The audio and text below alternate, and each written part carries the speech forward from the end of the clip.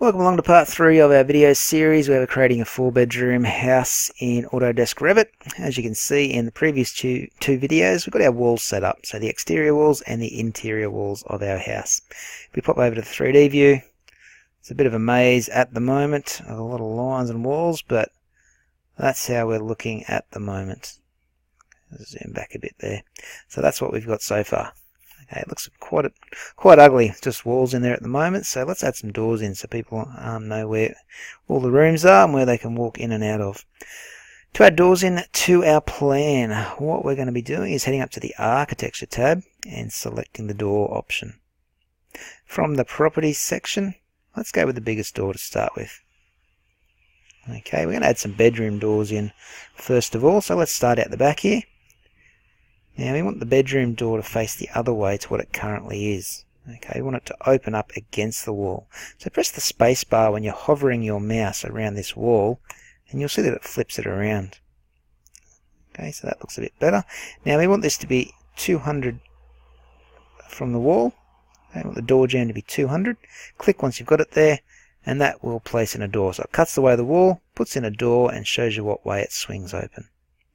Okay, I want you to do the same on the other side here for this other bedroom. You'll have to press spacebar again though to flip it around. Let me just try and get that 200 away. I have to zoom out a bit to get this measurement right. Actually, no, that's not going to get right. So we're going to have to type in our own measurements here. So you click once and put that in. Now I'm going to grab my modify tool and I'm going to click on that door. And I'm going to click on this number just here and make it 200. So we've got a door jamb of 200.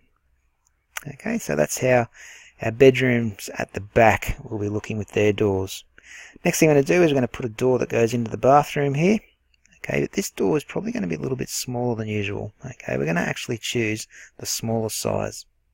It's probably a good idea to keep it consistent throughout, but because these rooms are so squishy, if we were to put in these big doors, we would have bugger all room to fit a toilet in. Okay, so let's just make this the smallest possible. And I'm going to press spacebar to flip this one around. And I'm going to click. And then I'm going to put one in over here, facing the same way. Making sure the door jamb is 200 as well. Now you would have noticed when I put this door in over here in the toilet, which is this smaller room, the door jamb was 219. So I need to change that to 200. Press enter. And now you've got doors to our bathroom and our toilet. Alrighty, so they're looking good. We'll put another big door leading into this bedroom over here. So let's go and grab the doors, change it back to the 0915 by 2134. We'll put in a door just here, press spacebar to flip it around, make the door jamb 200. Again, you're going to have to type it in by hand. Okay, it's just Revit for you, trying to snap things into different positions. That's how that one should be looking. What other doors do we need to add in? We obviously got to add some in up in the top right now. Okay, the first of which will be leading into the garage. So that's this one just here. Again, make your door jamb 200, drop it in. Let's put a door leading into this master bedroom, flip it around, and drop it in, making sure you've got that 200mm door jamb, or the gap between the door and the wall. I'll put in a couple of doors up here leading into the laundry. I think I'll keep them at their big sizes. Oh, actually, no, we might make them a bit smaller. I'm going to go back to the smaller size. We're not going to have enough room otherwise, so I want the laundry door to open up against that wall there. 200. And then we're going to have a door that leads out to the back there as well. So let's just put that in. Oops, I put that in the wrong way. There we go. So that door leads outside so you can get to the clothesline. And then in our ensuite over here, we're going to have a door that comes in through the walk-in robe, like so. Just a little one again. Alrighty, that's looking pretty good. Just need a front door on now. So for our front door, we might get a little bit fancy. Okay, and what we're going to do is go up to the Insert tab here, and we're going to load in a family. We're going to load in a fancy door. From the list of folders that come up, go to the Doors folder. Just double click on that. And you've got all sorts of different doors that you can choose from. Okay, I'm going to look for the decorative doors. So it's single decorative doors. Okay, there's a couple there you can pick from. Doesn't matter which one you choose. I'm just going to choose single decorative 1. Click open. Okay, just let it think about it for a moment. And what happens down in your project browser now, where you've got families, look for your doors. If you open up the doors, you'll see that the single decorative has come in. Okay, it's got all the different sizes there. I'm going to choose the biggest size and drag it out. And I'm going to drop it here at my front door area. Okay, so we want the door to come inwards and we want it to come in against the garage wall there. So I'm just going to zoom in a bit, click it into place, press escape, and again, I don't know if we're going to have the room for the door jamb this time to be 200, but we'll click on that. I'll try 200 and see where it ends up. Yeah, that's alright. Okay, so now we've got a decorative front door in our house, and if we go to 3D view, we're going to see that. Okay, so I'm just going to swing around and zoom in on that front door, and you'll see now we've got a cool front door. Okay, that looks good. If you look at all the other doors in the house there, okay, you can zoom in, leading to the garage. We've got these other guys leading into the bedroom. Swing around the back there, we've got all the other doors leading into the other different bedrooms. Alright, so that's looking pretty good. Just dropping back there a little bit. I think that's most of the doors in. What we want to add in now is a few little openings, which aren't doors, they're just open walkways to allow us to walk through certain sections. For example, just here, we've got this little hallway in near these bedrooms and bathrooms, but we can't get back into the living area. So what we need to do there is we need to go to the Insert tab at the top again, and we're going to load in another family. Okay, now this time, it's going to go out of that Doors folder. We're going to go to Openings. Okay, you can choose different openings. Openings with trims or just plain openings. Opening door. Doesn't really matter what you choose. I might choose the Passage Opening Cased. Double click on that. That will load it into our families down here. Actually, it doesn't appear in the families. It'll probably appear in Doors. Let's have a look. Actually, not even there. Where would I find it? Maybe in Components. There it is. So in your Architecture tab, click Components. Sorry, a little bit lost there, and you'll see that we've got a Passage Opening Cased. Okay, and you can choose, got a few things in here actually, what size you want the opening. I'm going to choose the biggest. Go back on my ground floor. Zoom back out a little bit here. I want to put this opening in just here. In my hallway, right in the middle there. It would probably be, actually I might put it more to the left a little bit so people can walk straight through there and not hit this cupboard. Okay, let's go into 3D and have a look at that opening. There it is. So you can just walk straight through that opening into the living area. That looks pretty good. Where else do we need openings? We need some more openings. Oh, where else? I'm just trying to think. In our walk-in robes, the other one, that's right.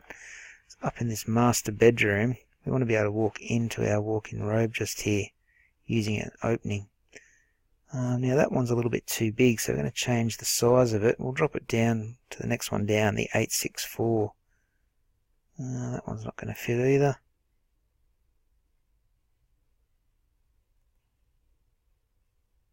That one seems to fit well. What about the one above it? Let me have a look. That one fits well. So we'll pick the smallest passage for our walk-in robe and just drop it in right there. Okay, so now you can walk straight in to the walk-in robe. A little bit fiddly to swing these around. There's our walk-in robe just there. Alrighty, so that looks pretty good. Just thinking that walk-in robe does look a little bit small for my liking. What we can do here is just grab the modify tool for a sec, click on this wall and just lift it up a little bit. I don't want to go too far up, but maybe a little bit further up, like so. We might even move this passage up a little bit now, so you don't have to walk all the way behind the door to get into the walk-in robe. If we need to resize these rooms later, we will. That looks a little bit nicer. Okie doke, so I think that would be all of the openings that we need to put in.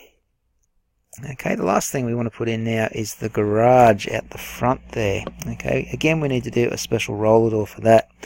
So we're going to go up to insert and we're going to load in a family. And back in the doors folder here,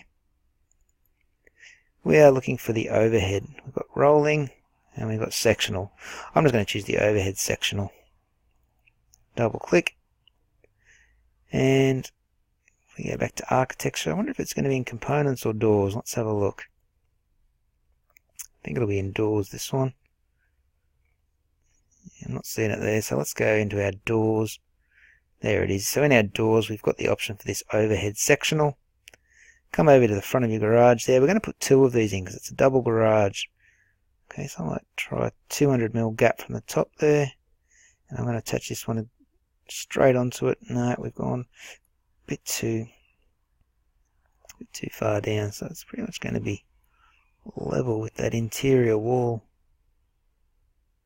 One there. One there. Now I get the feeling I put these in the wrong way, but let's get into 3D and have a look. Oh no, we might have that right actually. Yeah, that looks good actually. So there is our double garage. We've got that tiny little line through the middle there just to separate the two. That looks nice. If we have a look from the inside, I wonder how it's going to look. Oh yeah, there we go. It's just a plain inside to those roller doors.